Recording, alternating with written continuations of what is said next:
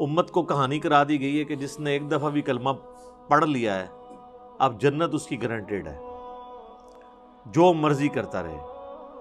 اور یہ بھی چیزیں آؤٹ آف کانٹیکسٹ پیش کی گئیں، یہ اس طریقے سے نہیں تھا. صحیح بخاری کی حدیث ہے، نبی صلی اللہ علیہ وآلہ وسلم نے فرمایا میری پوری امت جنت میں جائے گی سوائے اس کے کہ جس نے جنت میں جانے سے انکار کر دیا. تو پوچھا گیا کہ من ابا یا رسول اللہ، کس نے انکار کیا؟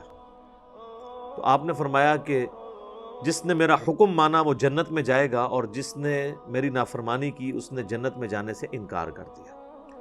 باقی وہ بات الگ ٹھیک ہے، بخاری اور مسلم میں حدیث ہے کہ نبی صلی اللہ علیہ وآلہ وسلم بار بار دوزخ کی طرف جائیں گے، اللہ تعالیٰ ان کے لیے تعداد مقرر کرے گا، اللہ کے اذن سے آخر میں اس شخص کو بھی جنت سے دوزخ سے نکال کے جنت میں لے آئیں گے کہ جس کے دل میں رائی کے دانے کے برابر بھی ایمان ہوگا. لیکن یہ کون سوچ سکتا ہے کہ کتنا عرصہ اس کو وہ جہنم میں وہ پیریڈ گزارنا پڑے گا. اللہم اجرنا من النار. یہاں تو کہہ دیتے ہیں جناب ایک پھیرا لگے گا، آپ کو پھیرے کی لینتھ کا ہی نہیں پتا. ہم لوگ تو 5 سے 10 سیکنڈ کے لیے موم بتی کے فلیم کے اوپر نہیں ہاتھ رکھ سکتے. دنیا کی آگ، اور بخاری اور مسلم دونوں میں حدیث ہے کہ آخرت کی آگ جو ہے وہ دنیا کی آگ سے 70 گنا تیز ہے. تو یہ بات کر دینا بڑا آسان ہے. اچھا آپ اس کو دنیا میں اگر کسی کو پریکٹیکلی امیجن کروائیں نا تو وہ کانپ اٹھے گا.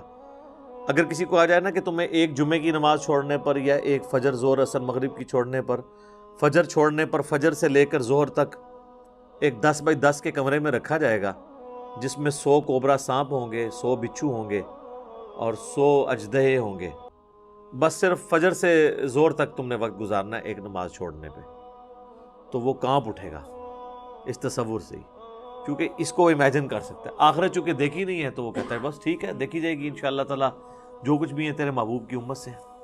تو جمعے کا معاملہ تو بہت سینسٹیو ہے. جمعے کی آپ اہمیت کا اندازہ اس بات سے لگا دیں کہ جمعے کی نماز کے اوپر ایک پوری سورت ہے، اس کا نام ہی سورۃ الجمعہ ہے، سورت نمبر 62 پارہ نمبر 28 میں، اور اس میں باقاعدہ اللہ تعالیٰ نے جمعے کی فرضیت کا ذکر کیا ہے. اعوذ باللہ من الشیطان الرجیم، بسم اللہ الرحمن الرحیم.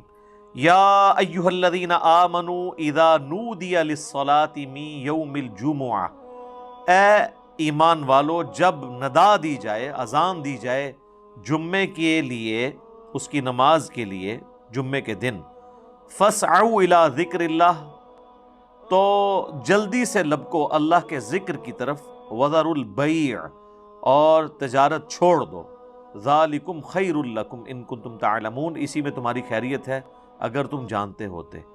فاذا قضیت الصلاۃ، ہاں جب نماز پڑھ چکو، فانتشروا فی الارض وابتغوا من فضل اللہ، اس کے بعد تم زمین میں پھیل سکتے ہو اور اللہ کے فضل کو تلاش کرو. یعنی صرف جمعے کے اس ٹائم پیریڈ کے لیے آپ نے کاروبار زندگی کو ترک کرنا ہے. وَاذْكُرُوا اللَّهَ كَثِيرًا لَعَلَّكُمْ تُفْلِحُونَ، اور اللہ کو بہت کثرت سے یاد کرو تاکہ تم فلاح پا جاؤ. تو جمعے کی فرضیت قرآن میں آئی ہے، اس سے آپ اس کی اہمیت کا اندازہ لگا سکتے ہیں. باقی جتنی نمازوں کا ذکر ہے وہ جنرل ہے ان کی فرضیت کے اعتبار سے، یا ایون سورۃ النور کے اندر صلاۃ الفجر اور عشاء اور ظہر کا ذکر آیا ہے تو وہ پردے کے اعتبار سے ہے. فرضیت کا جہاں تک ذکر ہے نا اسپیسیفکلی وہ جمعے کی نماز ہے، اسی لیے اس کی سب سے زیادہ امپورٹنس ہے. اور جمعے کی بھی نماز کی امپورٹنس نہیں ہے، جمعے کی اس ایکٹیویٹی کی امپورٹنس ہے. نماز تو اللہ تعالیٰ نے اس دن ویسے ہی کم کر دی ہے، 4 کی بجائے 2 فرض کر دی ہیں.